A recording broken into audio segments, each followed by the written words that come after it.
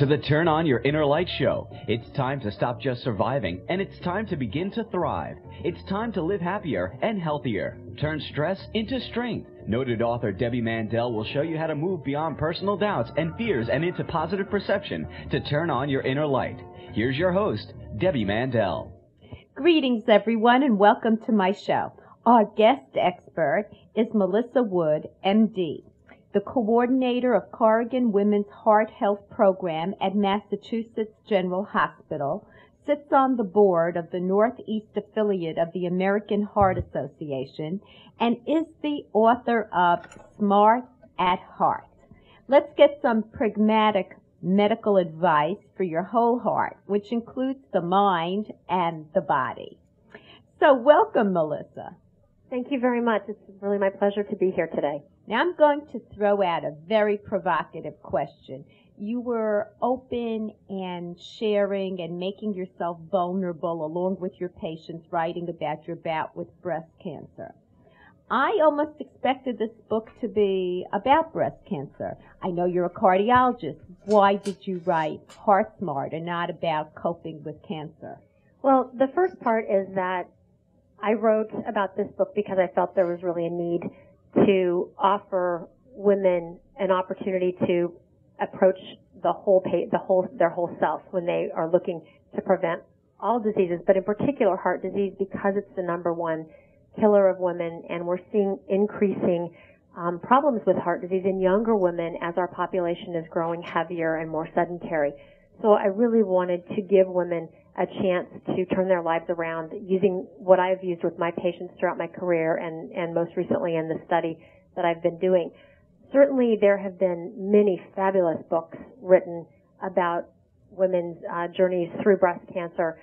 And while that's something that, emotionally would have been very helpful for me, I feel like there is already just a lot of fabulous material out there. So I didn't really think I could add something new and fresh. Whereas in the field of heart, I felt that there was something very, very fresh and new that I could add. And I really touched on my own personal experience with breast cancer, most importantly to show all of the readers that I too have crossed the threshold from being a healthy young woman with not one medical diagnosis to being a patient. And I understand what that feels like, and I understand how much crossing that threshold changes your life and the fears and anxieties that come with medical problems. I was very touched by that because it's true. Once you cross over into the land where you have regular testing and there's sort of a sword hanging over your head at any time, your life changes, and maybe for the better. Maybe you live more intensely and healthy, I would hope. Now, why do women present differently with heart attack symptoms than men? Women's bodies are inherently quite different than men's. Our hearts are smaller, and the nerves that supply our hearts and the way that those nerves run through our body and the way that that nerve impulse is conducted in our brain may actually be quite different in some women than it is in men. And there are many factors that really affect the way that we perceive pain, but certainly by having smaller hearts and slightly different shaped bodies, we have breasts that may affect some of the sensation of the nerves that run through our chest. All of these things sort of factor together to lead to an increased prevalence of abnormal symptoms in women who have, heart disease. Now, if a woman were experiencing heart attack symptoms, what might they be? So, symptoms of a heart attack in a woman could include tightness in the chest, the back, the neck, lightheadedness, shortness of breath, arm pain, back pain, jaw pain. And also women can have the typical symptom, which is the feeling of pressure in the middle of the chest. Would a woman also, I've read and heard, feel an overwhelming fatigue as one? Certainly that can be one of the signs of heart disease. It may also be a sign of a heart attack, but when a woman comes to see me and says that she's had new onset of fatigue, that makes me think about perhaps a new diagnosis of underlying, narrowing of the heart arteries. Absolutely. Now, from your experience, how is the medical community responding to women? Most of the time, and I've had friends who thought that they were having cardiovascular episodes or symptoms, were sent home. Right. Unfortunately, I think that up until the past few years, we really haven't done a very good job educating medical care providers about the differences in presentation of heart disease in women and men. And in fact, you may have seen last month there was a big news blast based on an article that came out that showed that young women, women in general who present to the emergency room without having chest pain but are found to have heart attacks have much higher risks of dying during the hospitalization, primarily because that diagnosis is made later. When they do present with arm pain, back pain, jaw pain, especially young women, they tended to not even be evaluated for cardiac symptoms. Doctors would look more for, arthritis or a muscle injury or stomach problems. And I think we have really refocused over the past few years. We've tried to really educate both patients as well as care providers that these symptoms, particularly when they occur in someone who has risk factors for heart disease, must be taken seriously. I know of a case that I was asked to review of a woman who had prior blockages in the blood vessels to her legs. She had high blood pressure, high cholesterol, and a very positive family history with mother and brother having heart disease at a very young age. She went into an emergency room complaining of arm pain, and in fact, no cardiac tests were done, and they attributed it to a musculoskeletal injury, and she went on that night to have a heart attack and luckily got it taken care of, but, had to go back to the emergency room, and perhaps had that diagnosis been made earlier on, she could have avoided being left with injury to her heart muscle and weakness of the heart muscle. You know what I also think of, the responsibility of the patient.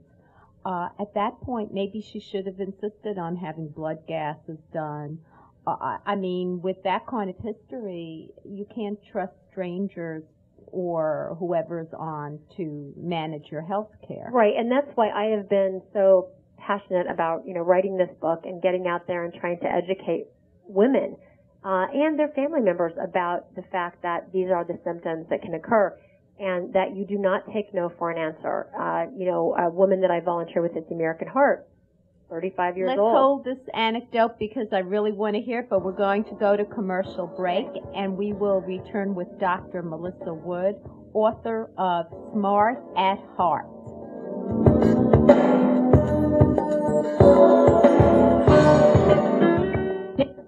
Now you can take Debbie Mandel home with you. Her book, Turn On Your Inner Life, Fitness for Body, Mind, and Soul, will help you decompress with healthy, positive, concrete solutions.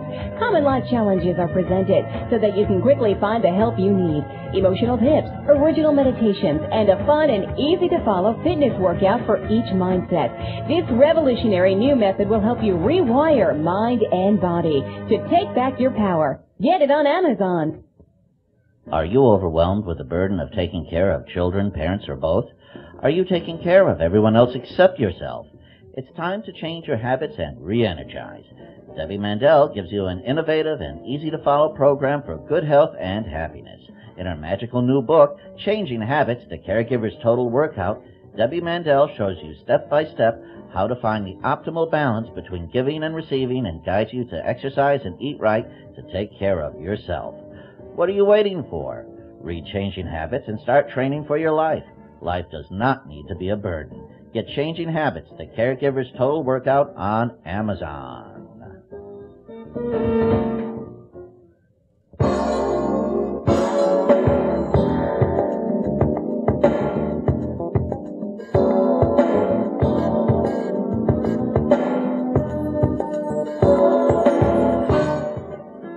You're listening to the Turn On Your Inner Life show. I'm your host, Debbie Mandel, and I'm speaking with Dr. Melissa Wood, author of Smart at Heart.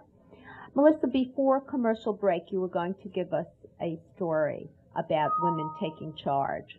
Yes, I was going to share the story of a young woman that I've had the pleasure of volunteering with for the American Heart Association, and she's an executive from Austin, Texas, and beautiful young woman who, in fact, was adopted and didn't know her family history. And one day she developed the sudden onset of typical symptoms, like a man would have with pressure in her chest and feeling very sick to her stomach. And she educated about these types of symptoms, and she called 911, and the ambulance came to her house, and the ambulance drivers took a look at her and heard her story, and they told her she was having a panic attack and left. And she felt very, very, very, very concerned. So her husband actually came home from work, drove her to the emergency room, and she went into cardiac arrest and was resuscitated, luckily, and ended up having bypass surgery, and found out, in fact, that she'd had her adoptive parents had heart disease at young ages, and she didn't know that information. But, she clearly was aware that something was wrong, and that's the other thing that I really try to communicate with women. For better or worse, we were gifted with intuition, and we certainly need to use it when it comes to our own health. And we know from a lot of work that's been done, women are much more likely to call 911 for their spouse or partner or child or even friend than they are for themselves. And women tend to go to the emergency room later than do men when they're having heart attacks. So we really need to address this area of lack of information. And that's really why I wrote my book, was not only to help prevent heart disease, but really to educate women about how, when something's wrong, how to get help, and how not to accept no for an answer if you think there's something wrong. Not to override your intuition, and also put yourself last on the list, because Exactly. we don't have time for it. Right. Now, what should women be doing for heart health that they don't? If we take a broad look at the average woman in the United States, that woman is overweight. She doesn't exercise. She likely consumes more than her fair share of potentially trans fats and saturated fats, and isn't managing her stress well.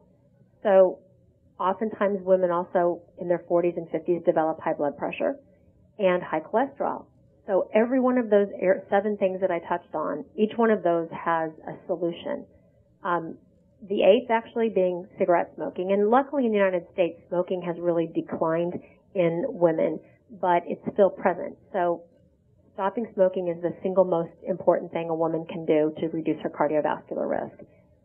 Exercising regularly, controlling blood pressure and cholesterol, managing stress, and really trying to eat a diet that is very, very rich in fresh fruits and vegetables, and limiting, red meats, eating lean, meats if meat is eaten, and fish and poultry.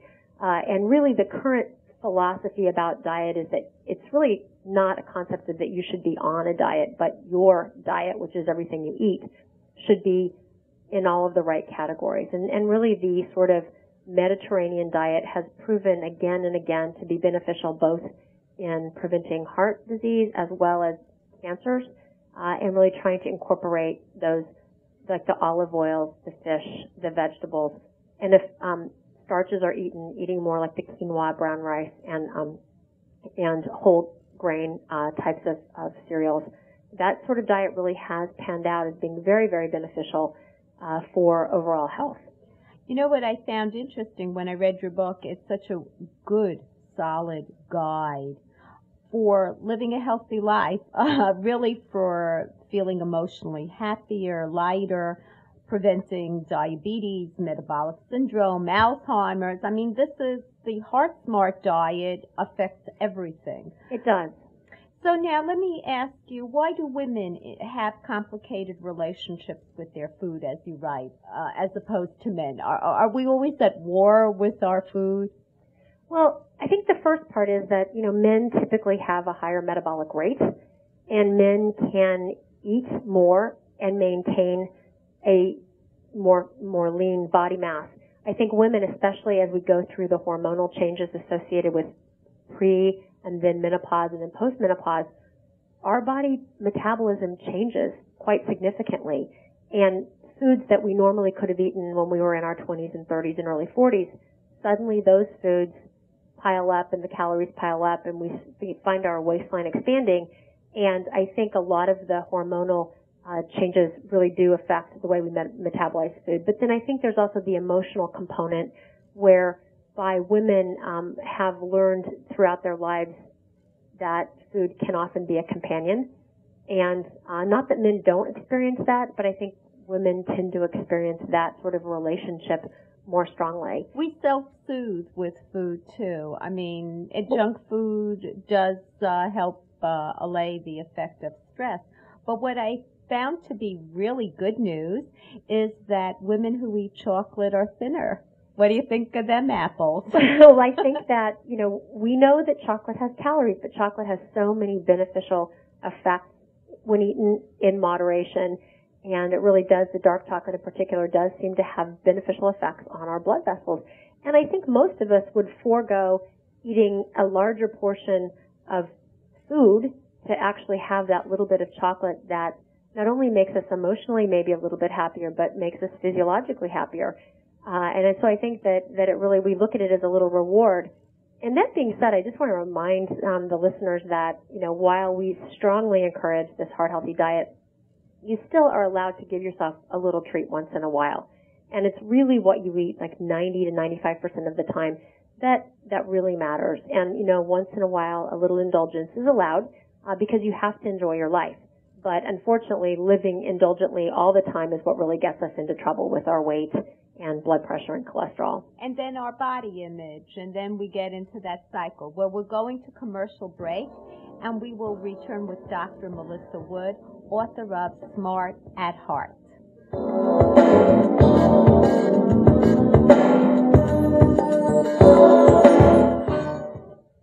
Dear listeners, I'm excited to tell you about my new book, Addicted to Stress.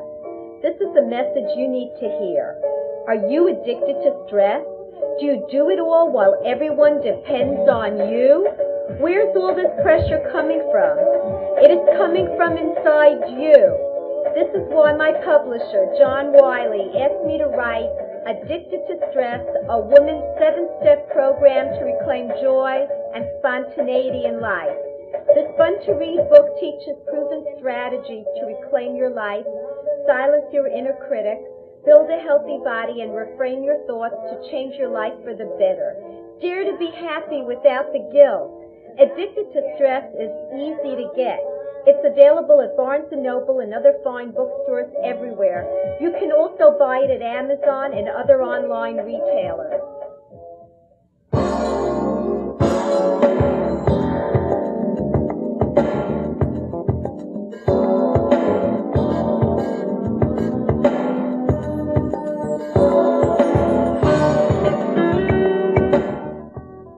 We're back with Dr. Melissa Wood, author of Smart at Heart.